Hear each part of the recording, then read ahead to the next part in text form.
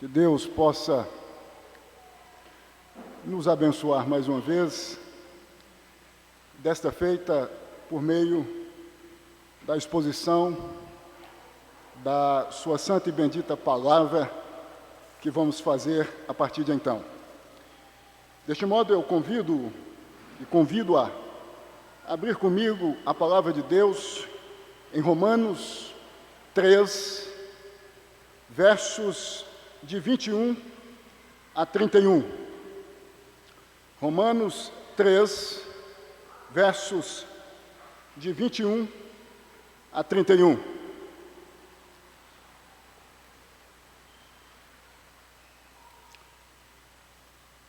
Amém, irmãos e irmãs?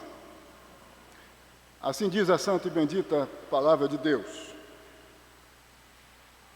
A justificação pela fé em Jesus Cristo. Mas agora, sem lei, se manifestou a justiça de Deus, testemunhada pela lei e pelos profetas.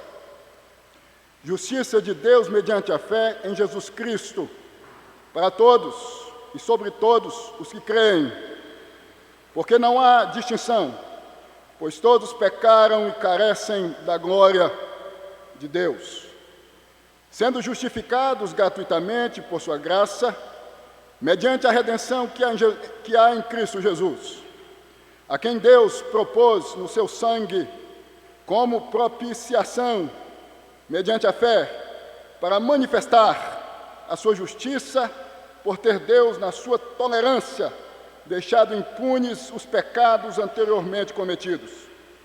Tendo em vista a manifestação da sua justiça no tempo presente, para ele mesmo ser justo e o justificador daquele que tem fé em Jesus. Onde, pois, a jactância foi de todo excluída, por que lei? Das obras? Não, pelo contrário, pela lei da fé. Concluímos, pois, que o homem é justificado pela fé, independente das obras da lei. É porventura Deus somente dos judeus? Não é também dos gentios? Sim, também dos gentios. Visto que Deus é um só, o qual justificará por fé o circunciso e mediante a fé o incircunciso. Anulamos, pois, a lei pela fé? Não, de maneira nenhuma. Antes, confirmamos a lei. Deus amado, Deus santo, eis-nos aqui mais uma vez, com intuito de ouvirmos a palavra do Senhor, que há de ser exposta. Por esta razão, pedimos que Tu venhas usar-nos com a finalidade de fazer com que passamos a compreender a palavra do Senhor e viver de acordo com a mesma. Usa-me, Deus, na transmissão desta palavra santa, bendita. Usa-me, Deus, com poder, com autoridade. Nós sabemos que necessitamos ouvir a palavra do Senhor, porque a mesma é fonte de vida. Deste modo, Deus venha nos ensinar, em o nome de Jesus, nosso Deus Redentor. Amém e amém. Meus irmãos e minhas irmãs,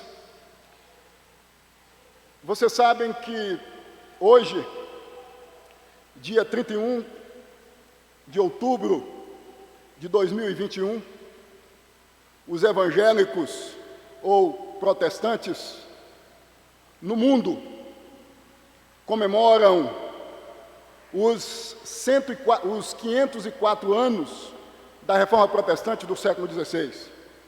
Isto porque a Reforma Protestante do século XVI ocorreu em 31 de outubro de 1517, quando o monge agostiniano Martinho Lutero afixou 95 teses na porta da igreja do castelo de Wittenberg.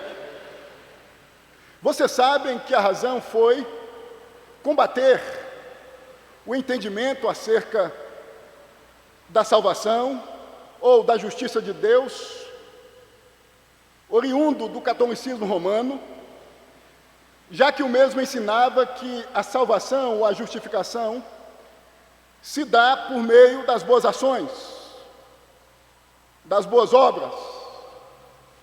Assim, Martinho Lutero, com base no que havia entendido, especificamente a partir do estudo árduo feito na carta de Paulo aos Romanos, promulgou, em síntese, por meio destas 95 teses, a doutrina de que o homem não é salvo por meio das suas boas obras, das suas boas ações, mas unicamente por meio da fé em Jesus. Aos 34 anos de idade, este homem chamado Martinho Lutero chama a atenção do Ocidente, cuja mentalidade acerca da salvação, acerca da justiça de Deus, estava cativa ao entendimento da teologia no que diz respeito à salvação romana. Alguém já disse que o insight ou a compreensão repentina de Martinho Lutero sobre o significado da justificação e salvação foi possivelmente o catalisador fundamental da reforma protestante do século XVI. Ou seja, foi o que impulsionou, o que moveu, o que movimentou a reforma protestante do século XVI. Romanos foi a carta demasiadamente estudada neste contexto. Daí a razão de Calvino, anos depois, ter dito que Romanos é a carta magna do Novo Testamento. Vocês sabem que a tese de Romanos acerca da salvação, de que o homem é salvo mediante a fé em Jesus, foi, a partir do século XVI, difundida. O mundo ocidental passou a entender, por meio, principalmente, inicialmente, de Martinho Lutero e, por conseguinte, de João Calvino, que o homem é salvo mediante a fé em Jesus. Este é o ponto central do capítulo 3. E por que não dizer que este é o ponto central da carta de Paulo aos Romanos? Por isso, eu resolvi pensar com vocês, tendo em vista os versos de 21 a 31 do capítulo 3 de Romanos, no seguinte tema: os pontos fundamentais da doutrina da justificação pela fé. Quais são os pontos fundamentais desta magnífica doutrina? De acordo com os versos de 21 a 31 de Romanos capítulo 3. Mas eu penso que antes de nós avaliarmos quais são estes pontos, que devemos observar o que os versos antecedentes ao verso 21, isto é, os versos de 1 a 20, destacam. Já que eu entendo que os versos de 1 a 21 são o que embasam, o que sustentam, ou por que não dizer o que justifica o que o apóstolo Paulo vai abordar a partir do verso 21. Deste modo, nós podemos dizer em síntese que os versos de 1 a 20 são os argumentos que vão justificar o que o apóstolo Paulo vai desenvolver a partir do verso 21. De modo fundamental, a doutrina de que o homem é salvo unicamente por meio da fé em Jesus, e não por meio das boas obras, das suas boas ações. Deste modo, Vejamos quais são esses pontos ou essas questões que os versos de 1 a 20 nos apresentam, tendo em vista que o propósito aqui é calçar, é fundamentar ou justificar a doutrina da justificação pela fé. Primeira questão é a incapacidade, ou tem a ver com a incapacidade do ser humano de se auto-justificar. Os versos de 9 a 17 destacam exatamente isso. Então, este é o primeiro argumento usado por Paulo antes de desenvolver a doutrina da justificação por meio da fé. Argumento que tem a ver com a ideia de que o homem não pode se auto-justificar diante de Deus. Notem que os versos de 9 a 17 destacam exatamente isto. O verso 10 diz: não há justo, nenhum sequer. O verso 11 diz: não há quem entenda, não há quem busque a Deus. Em síntese, o homem não tem a capacidade, a partir de si mesmo, de se auto-justificar diante de Deus, porque o mesmo está morto, totalmente morto espiritualmente. Isso significa, no dizer do apóstolo Paulo, que o mesmo não pode tomar uma decisão em favor do Evangelho de Jesus, porque está morto. É importante nós entendermos que os versos de 10 a 12 fazem referência aos Salmos 53, versos de 1 a 3, e 14, versos de 1 a 3. Com isto, nós devemos entender que a mentalidade, que a consciência do Antigo Testamento também é de que o homem, obviamente por causa do advento da queda de Adão, é incapaz de tomar, a partir de si mesmo, uma decisão por Jesus, porque está morto. Incapacidade total. O Salmo 51, verso 5 diz, de modo cirúrgico, a razão. Porque o homem nasce em pecado. Em pecado. O Salmo 58, verso 3, também destaca que o homem é concebido em pecado. Desde a sua concepção, ainda no ventre, quando o espermatozoide fecunda o óvulo, este ser humano, seja homem ou mulher, já é, diante de Deus, considerado pecador, passivo da condenação, da cólera divina. Efésios 2, em seus versos iniciais, destaca exatamente isto. Observem comigo o que diz Efésios 2, verso 1. Ele vos deu vida, Deus, estando vós mortos nos vossos delitos e pecados. A palavra grega traduzida por mortos aqui é necros, de onde vem a palavra necrotério. Com isso o apóstolo Paulo está dizendo: todos nós estávamos em um necrotério espiritual, mortos. Então, não há razão de entendermos, de acordo com estes textos que nós acabamos de mencionar, que o homem pode tomar uma decisão a partir de si mesmo a favor do Evangelho, porque o mesmo está morto.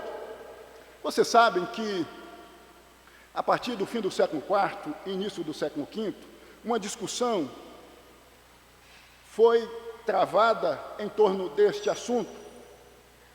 Agostinho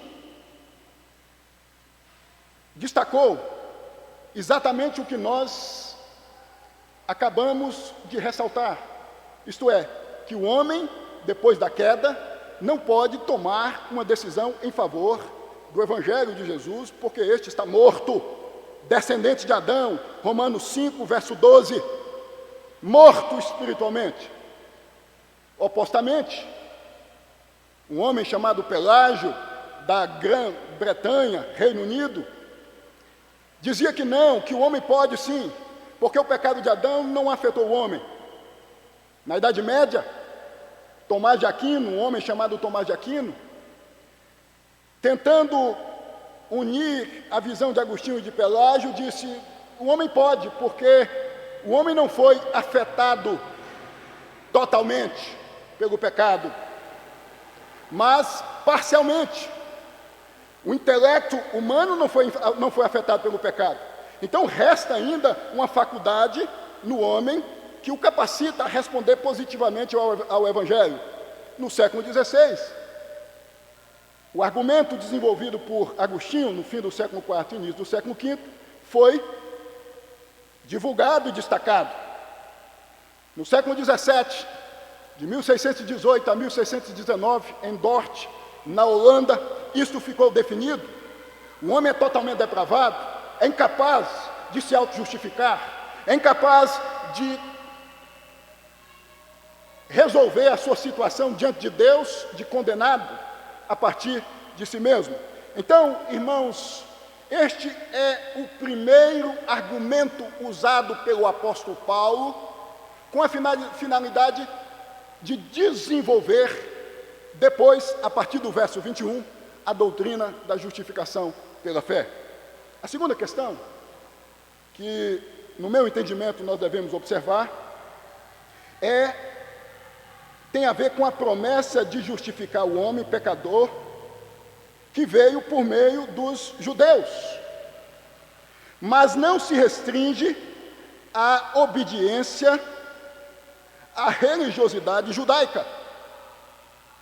Isso está aí no verso 2 do capítulo 3. Notem comigo o que diz aí o verso 2 do capítulo 3.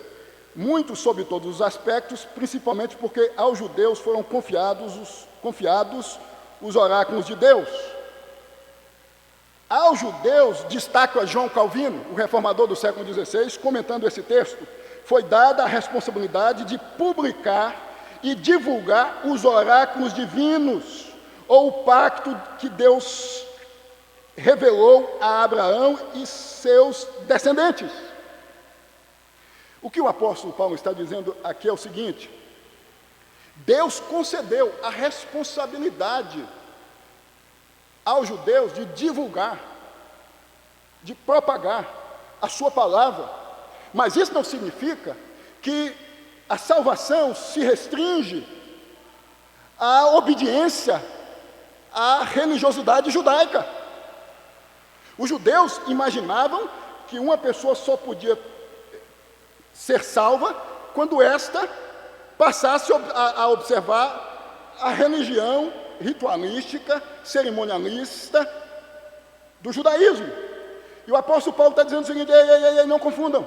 Uma coisa não tem nada a ver com outra. O fato de Deus ter concedido a vocês, judeus, a responsabilidade de divulgar a sua mensagem, a sua revelação especial, não significa que a salvação se restringe à religiosidade, ao pensamento, à vida religiosa, ritualística, judaica. Então, aqui o apóstolo Paulo faz questão de destacar, meus irmãos, isto, porque os judeus, no contexto do Novo Testamento, tinham uma visão equivocada, distorcida, acerca do que Deus havia concedido aos mesmos no Antigo Testamento. Terceira questão que nós devemos observar é que a descrença de alguns judeus não invalidou as profecias sobre o Messias, Jesus, dada aos judeus. Vejam, primeiro o apóstolo Paulo diz o seguinte, prestem atenção. Uma coisa é Deus ter concedido a vocês a responsabilidade de comunicar a sua palavra.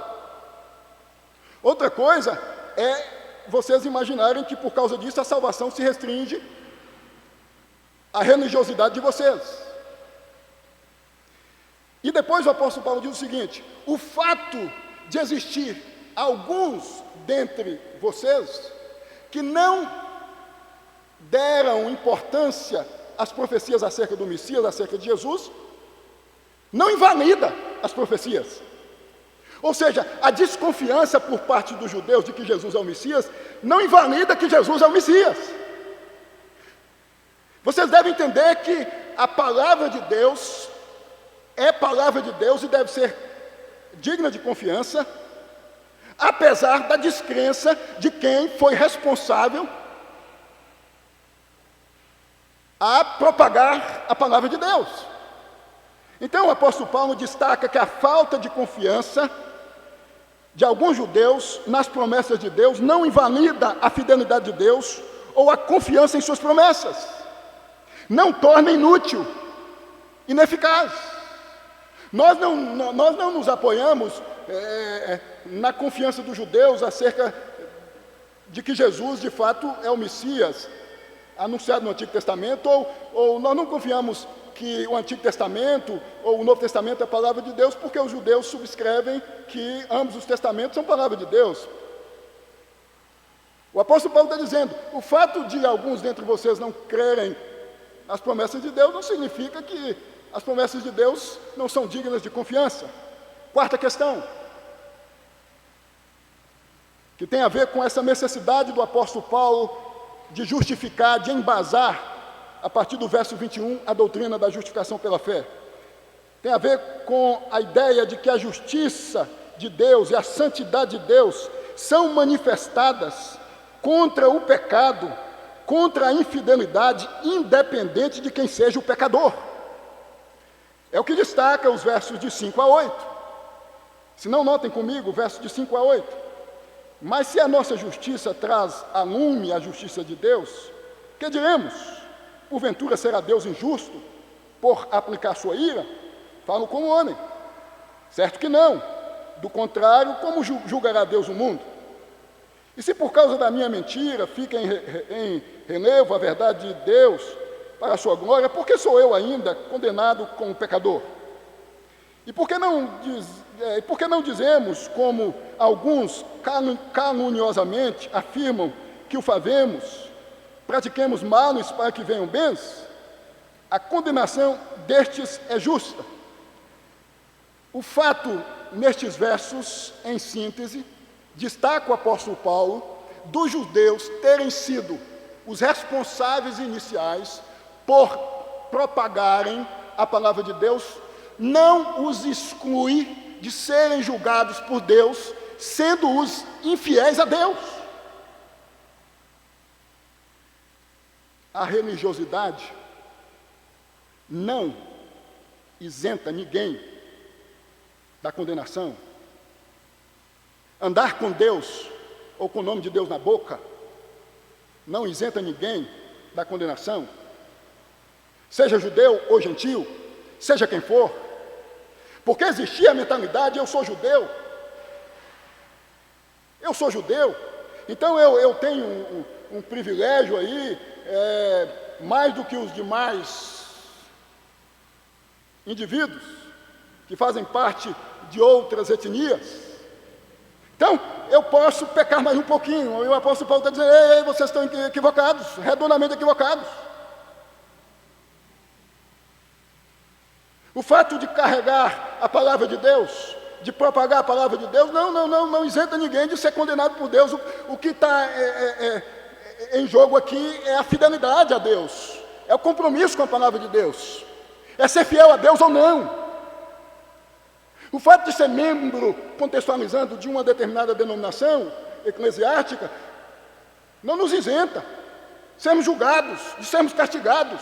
É a fidelidade, é a obediência, é o compromisso com o santo e bendito Evangelho do Senhor Jesus, que vai evidenciar que fomos de fato e de verdade alcançados por essa graça magnífica, estupenda. Feito-nos estas observações, eu penso que estamos aptos e aptas a avaliarmos o que os versos de 21 a 31 nos ensinam acerca dos pontos fundamentais, tema, objeto do nosso estudo hoje. Quais são esses pontos? O que os versos de 21 a 31 nos ensinam, tendo-nos feito as observações que fizemos há pouco, acerca da doutrina da justificação pela fé? Antes de vermos quais são esses pontos, quais são essas questões que o apóstolo Paulo destaca a partir dos versos de 21 a 31 do capítulo 3 de Romanos, acerca da doutrina da justificação pela fé, nós temos que entender que a cena que nós devemos imaginar, tendo em vista este texto, é a cena de um tribunal, de Deus como juiz, e a humanidade, representada na linguagem de Paulo por judeus e gentios, como digna de pena capital, ou seja, de ser condenada à morte eterna. É preciso que venhamos a entender isso. De início, a cena aqui é de um tribunal. Deus é o juiz. A humanidade, composta por judeus e gentios, pessoas de etnias distintas, digna de ser condenada eternamente, tendo em vista, desde já, que o que justifica, porque isto é o que significa, ou que indica a doutrina da justificação pela fé, o que justifica o homem não são as suas boas obras, mas a fé em Jesus Cristo. Primeiro ponto, acerca desta bendita doutrina, desta santa doutrina, que o apóstolo Paulo nos apresenta, é que a encarnação de Jesus tornou a doutrina da justificação pela fé mais indiscutível, mais real, mais evidente. É o que destaca o verso 22, se não observem comigo, o verso 22, justiça de Deus mediante a fé em Jesus Cristo, para todos e sobre todos os que creem, porque não há distinção. Eu disse há pouco que no Antigo Testamento, os homens também eram justificados por meio da fé e não por meio das obras. Todo relacionamento com Deus, desde o Éden, tem a ver com fé. No Éden, fé na palavra de Deus. Depois da queda, fé no Messias, no Salvador, no descendente da mulher. De acordo com Gênesis 3, verso 15, é o chamado proto-evangelho. O que o apóstolo Paulo está dizendo aqui é que com a encarnação, com a chegada de Jesus Cristo, portanto, esta doutrina que estava presente de modo superficial, ainda tão não evidente no contexto veterotestamentário, isto é, do Velho Testamento, foi ou se tornou mais evidente, mais nítida. Ou seja, em outras palavras, está dizendo o apóstolo Paulo, ficou explícito, certo, de que o homem só pode ser justificado mediante a fé em Jesus, com a chegada de Jesus, com a encarnação de Jesus. Jesus é o ápice, ou ponto mais alto, no que diz respeito à explicação de que o homem é salvo somente por meio da fé em si mesmo, isto é, da fé em Jesus. Não há dúvidas. Se vocês ainda, judeus ou gentios, ainda possuem um pouquinho de incerteza, eu estou dizendo a vocês que Jesus é a maior testemunha de que a salvação se dá unicamente por meio dos feitos de Jesus. Jesus é a substância material de nossa justificação. É Jesus, unicamente Jesus. Foi este o eco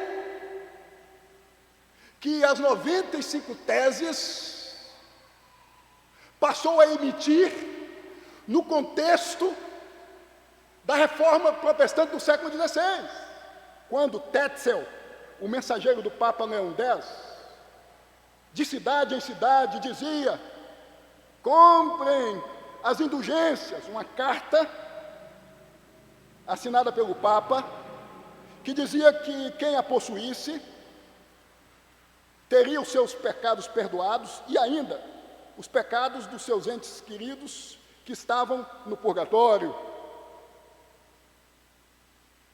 Ante a isto, as 95 teses ecoavam.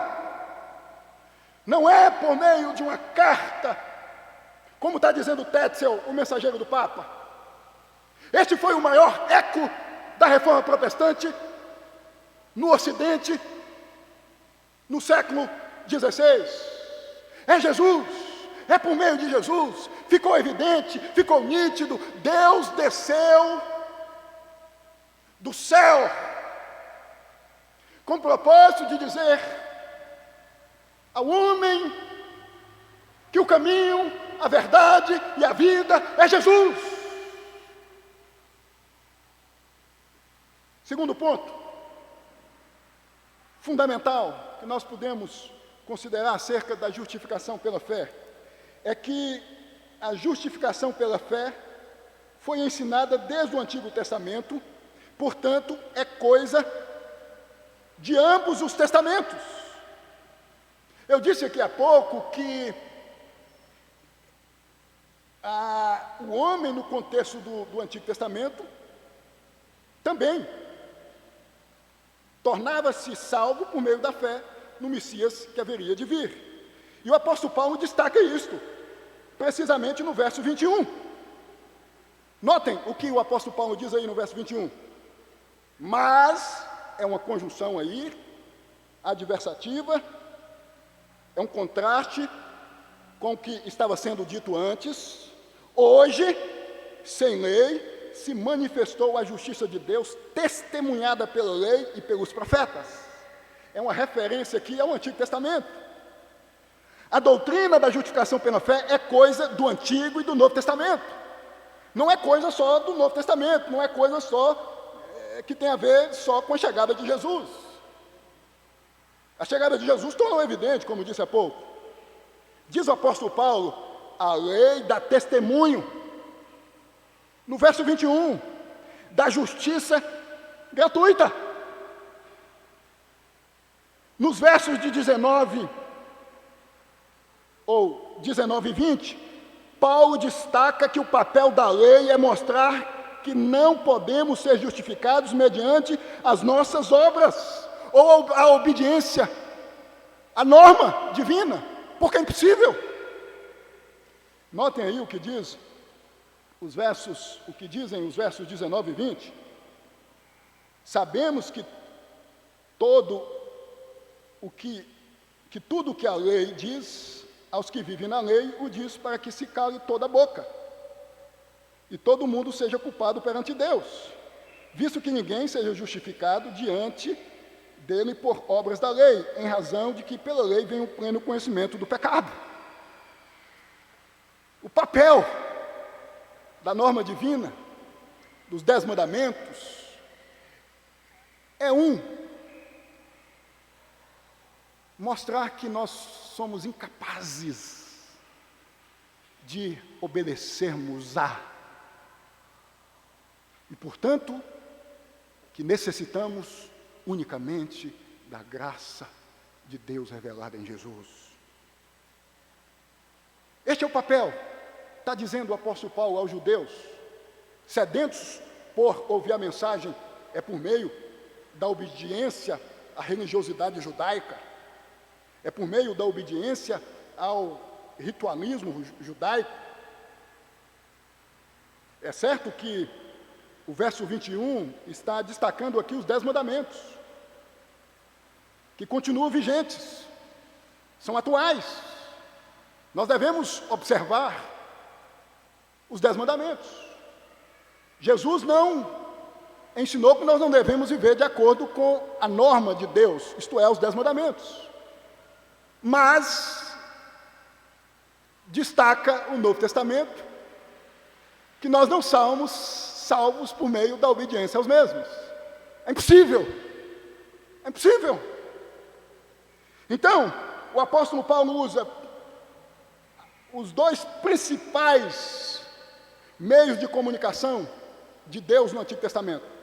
Primeiro, a lei, dizendo que a lei já havia explicitado a incapacidade do homem de se auto-justificar por meio da sua obediência, porque é impossível. Segundo, o apóstolo Paulo usa os profetas. Ele diz que os profetas também dão testemunho. Os profetas também dão testemunho. Vejam que a profecia mais maravilhosa, mais estupenda do Antigo Testamento, e a primeira profecia, foi a que está em Gênesis 3, verso 15. Os profetas, a profecia veterotestamentária do Antigo Testamento, também dá testemunho. Não é coisa do Novo Testamento. Não é coisa que tem a ver com a chegada de Jesus. É coisa do Antigo Testamento.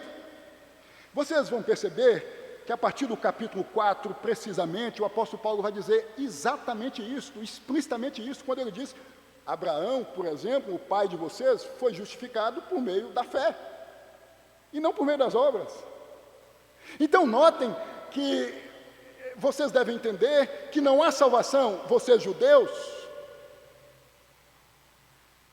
sem a fé em Jesus. E vocês sabem que a fé é dom de Deus.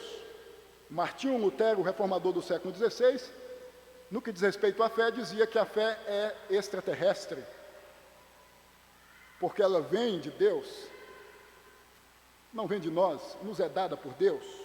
Então, a doutrina da justificação pela fé é coisa de ambos os testamentos.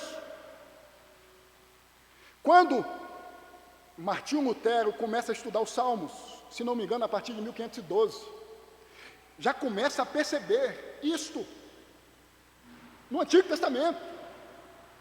A questão é fechada quando mesmo começa a estudar Romanos, especificamente Romanos 1, verso 17.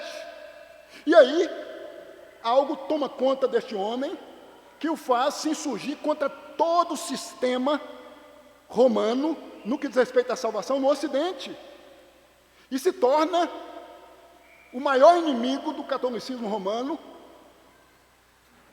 no contexto do século XVI, a ponto do Papa Leão X emitir um documento excomulgando-o. Ambos os testamentos, meus irmãos, nos ensinam que a salvação se dá por meio da fé em Jesus, e a fé vem de Deus. Deus põe fé em nós, Deus introjeta em nós fé, Deus imprime em nós fé. Terceiro ponto, nós podemos destacar acerca da doutrina da justificação pela fé, ressaltada aqui por Paulo, é que a absolvição do pecador no tribunal de Deus se dá por meio das obras especificamente que tem a ver com o nascimento, com a morte e com a ressurreição de Jesus. É o que destaca os versos de 24 a 28. É por meio das obras, mas não das nossas obras, das obras de Jesus, dos feitos de Jesus. Um pai da igreja chamado Irineu de Leão, do século II, certa feita disse que a salvação não começa com a morte e ressurreição de Jesus, começa com a encarnação de Jesus. Tem a ver com todos os feitos que envolvem a pessoa de Jesus. É o que dizem os versos de 24 e 28. Sendo justificados gratuitamente por sua graça, mediante a redenção que há em Jesus, a quem Deus propôs no seu sangue. Ele tem a ver com o sofrimento, que vai desde a encarnação, a cruz, como propiciação mediante a fé para manifestar sua justiça, por ter Deus, na sua tolerância, deixado impunes os pecados anteriormente cometidos. Em Jesus, tudo é desfeito. Em Jesus, Deus começa a enxergar o pecador com amor, com misericórdia. É por meio das obras de Jesus. Todo o mérito, no que diz respeito à minha salvação, no que diz respeito à sua salvação, é unicamente de Jesus. Nós somos privilegiados e privilegiadas. Irmãos e irmãs, o que estes versos nos ensinam é tão profundo, já que os mesmos destacam o quanto Deus nos amou em Jesus. Martin Lloyd Jones, comentando este texto, vai dizer que este texto é a casa forte de todo o cristianismo. Paul Walsh, comentando esse texto, vai dizer que se restasse só um texto de toda a palavra de Deus, este deveria ser esse texto. Porque este texto destaca, meus irmãos, o quanto Deus nos amou em Jesus. O quanto tem a ver com o que Jesus fez por nós, desde o seu nascimento, o seu desenvolvimento enquanto gente, enquanto pessoa, até a sua morte e ressurreição. E, finalmente, nós podemos destacar que a doutrina da justificação pela fé nos ensina que a salvação pela fé em Deus, em Jesus, é indiscriminatória. Não faz distinção de pessoas. É o que destaca o verso 23, 29 e 30. Não faz discriminação, não faz acepção de pessoas. Por meio da fé em Jesus, judeus e gentios podem ser salvos. Na agenda, no que diz respeito à salvação de Deus, definida na eternidade, estão judeus e gentios, gente de toda raça, de toda cor. Vejam que o verso 23 diz: pois todos pecaram e carecem da glória de Deus, judeus e gentios. Não só os gentios, como pensavam os judeus, porque estabeleciam a partir de um entendimento errado da religião judaica, que os gentios, isto é, os não-judeus, não podiam ser salvos. E aqui o apóstolo Paulo destaca: todo homem, independente da etnia, da cor, da raça, judeu ou gentio, está numa condição de pecado, de necessidade da graça bendita de Deus o envolver, o resgatar, o salvar. O verso 29 diz: é porventura Deus somente dos judeus? Não é também dos gentios? Sim, também dos gentios. Visto que Deus é um só, o qual justificará por fé o circunciso, judeu, e mediante a fé o incircunciso, tanto o judeu quanto o gentio, o circunciso, isto é, o judeu, quanto o incircunciso, isto é, o gentio, é salvo mediante a fé. Não é mediante a observação, a obediência a um sistema único religioso. Tem gente que imagina que é mais digno, ou mais digna da salvação, do que outras pessoas. Deus justifica por meio da fé Raabes, Zaqueus. Raabes, pessoas que vivem rodando a bolsinha nas esquinas dos grandes centros urbanos, porque isto que Raabe fazia, quando encontrou-se com os espias. Zaqueus, corruptos.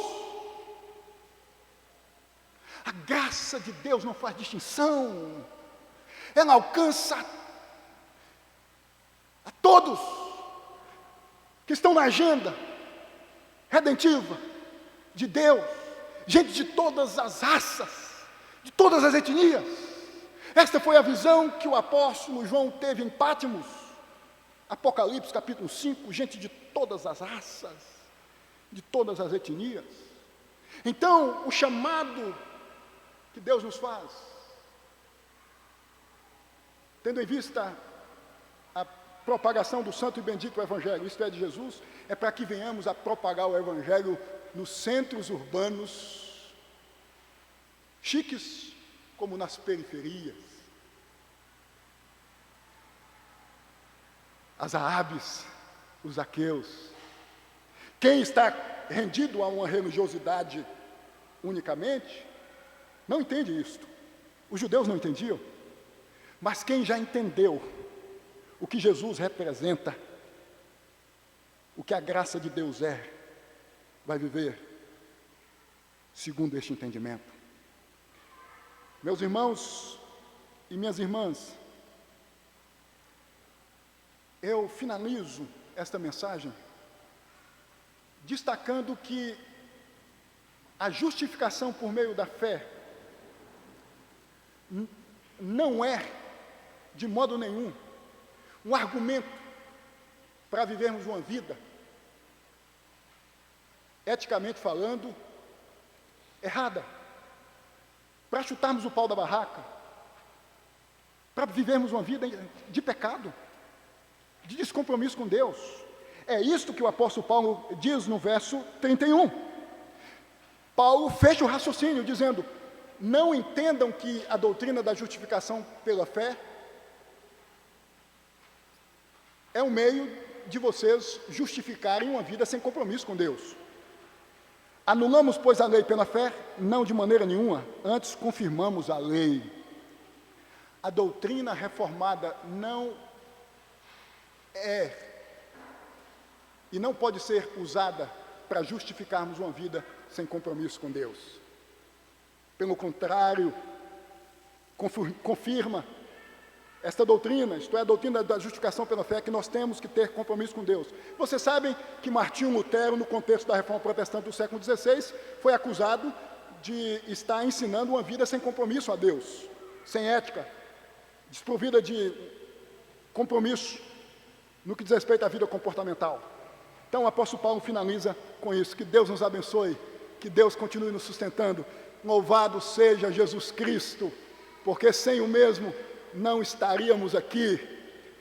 É Jesus, tudo tem a ver com Jesus, só Jesus, toda honra, todo mérito nós devemos dar a Jesus unicamente. Deus amado, Deus santo, nós te agradecemos pelo privilégio que temos de termos sido alcançados por ti em Jesus. Bondade do Senhor, graça do Senhor, bendita graça, bendito Jesus. Ó Deus, que possamos viver nesta vida entendendo-nos que não tem a ver conosco, tem a ver com o que Jesus fez por nós. A justiça do Senhor foi saciada quando Jesus morreu na cruz do Calvário em nosso lugar. Bendito seja o nome de Jesus. Amém e amém.